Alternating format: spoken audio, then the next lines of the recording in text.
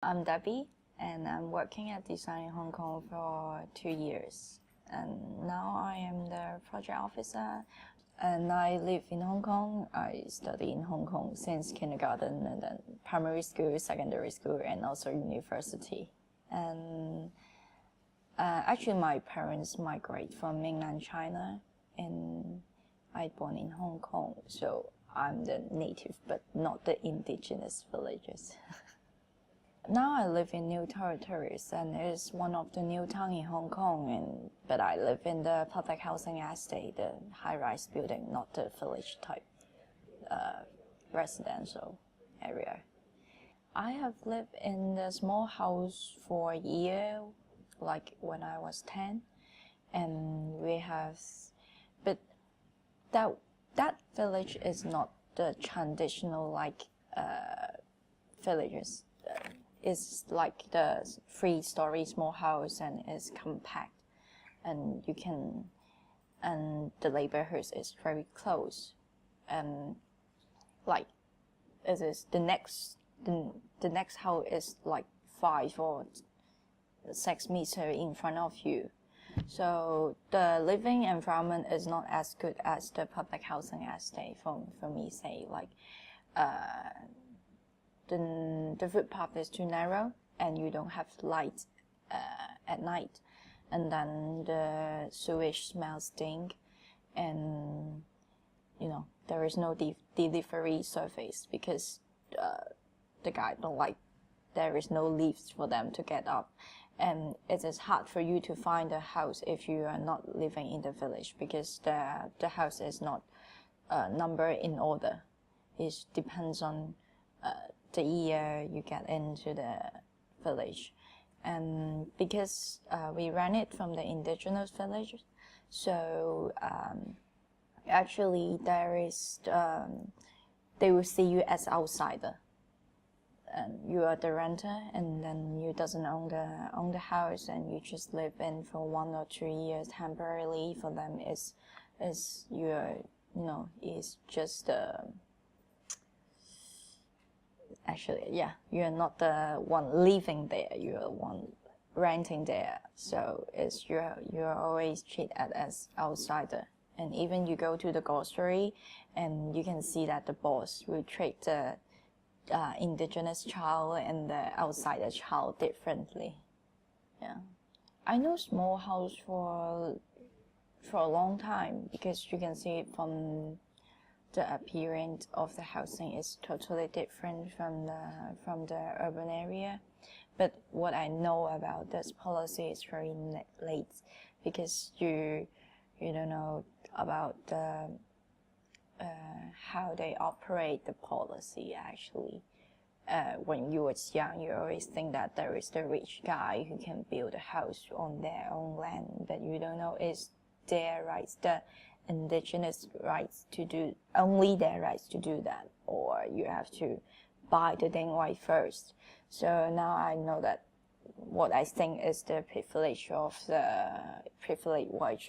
the indigenous villagers is not for the whole Hong Kong people. And this policy actually is making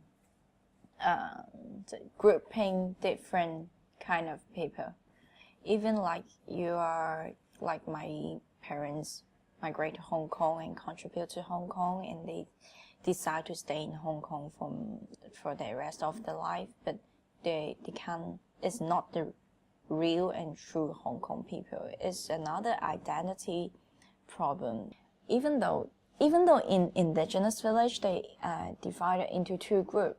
There is one group, really they call them natives. They live here for more than 1,000 years. And then another group is Hakka. Hakka in Cantonese or in Chinese mean you are the migrant. And they come late, like only in Hong Kong for 400 years. But because they are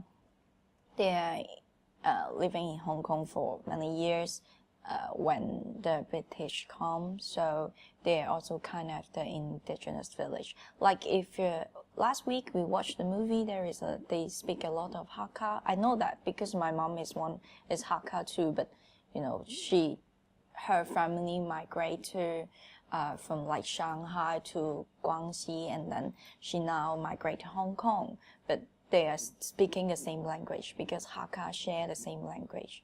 So it's quite funny that I can know what the so-called indigenous village talking about, but we share the same migration history, like the experience, but it doesn't mean that we are the same group of people in Hong Kong, because we don't share the long history, and we didn't came before the British come. For the small house policy, it is the line to differentiate the indigenous and then the non-indigenous Hong Kong people. Which one the line is defined by the government, but not from the physical character of the people. I think it's quite like the race policy, because it's about the identity. It's not about the class or gender or what. It's about when you are in Hong Kong and which group people you are. I cannot say a very certain comment on where or how the policy has to be changed, but it is a must for us to review it and also have a consultation with all the people to talk about small house policy. We cannot stop here, is what I can be sure, but how and where is another problem I think we have to do together. For me, of course, I think we have to, because I'm the youngster, doesn't have a house, and then I living in a public housing estate, and I have no salary, and then so I think